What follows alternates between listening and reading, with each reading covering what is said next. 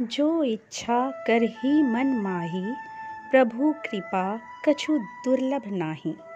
एक बार नारद जी ने भगवान से प्रश्न किया कि प्रभु आपके भक्त गरीब क्यों होते हैं।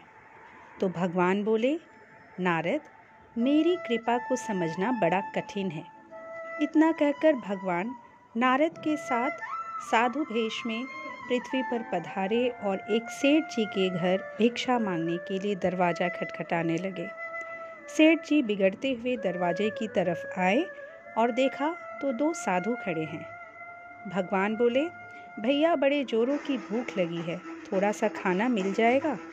सेठ जी बिगड़ कर बोले, तुम दोनों को शर्म नहीं आती?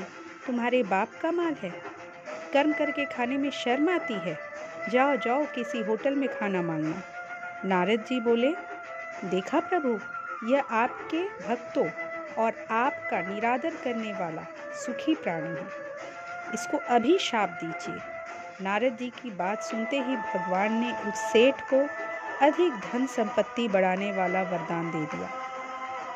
इसके बाद भगवान नारद जी को लेकर एक वृद्ध स्त्री के घर में गए, जिसकी एक छोटी सी झोपड़ी थी, जिसमें एक गाय के अलावा और कुछ भी नहीं था।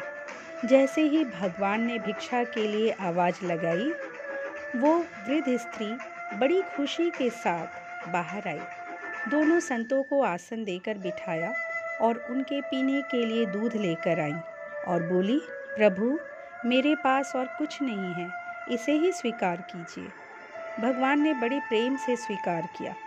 तब नारद जी ने भगवान से कहा, प्रभु, आपके भक्तों की इस संसार में देखो कैसी दुर्दशा है, मेरे से तो ये देखी ही नहीं जाती। यह बेचारी वृद्ध स्त्री आपका भजन करती है और अतिथि सत्कार भी करती है, आप इसको कोई अच्छा सा आशीर्वाद दीजिए। भगवान ने थोड़ा सोचकर उसकी गाय को मरने का अभिशाप दे डाला। यह सुनकर नारद जी बिगड़ गए और कहा, प्रभु, यह आपने क्या किया? भगवान बोले, यह वृद्ध स्त्री मेरा बहुत भजन करती है, कुछ दिनों में इसकी मृत्यु हो जाएगी और मरते समय इसको गाय की चिंता सताएगी कि मेरे मरने के बाद मेरी गाय को कोई कसाई न ले जाकर काट दे। मेरे मरने के बाद इसको कौन देखेगा? तब इस वृद्ध स्त्री को मरते समय मेरा स्मरण ना होकर बस गाय की चिंता रहेगी और वो मेरे धाम को ना जाकर गाय की योनि में चली जाएगी। उधर सेठ को धन बढ़ाने वाला वरदान दिया कि मरते वक्त धन तथा तिजोरी का ध्यान करेगा और वो तिजोरी के नीचे सांप बनेगा। दोस्तों, प्रकृति का यही नियम है, जिस चीज़ में अति लगाव रहेगा वह जीव मरने के बाद वहीं जन्म लेता है और बहुत दुख भोगता है।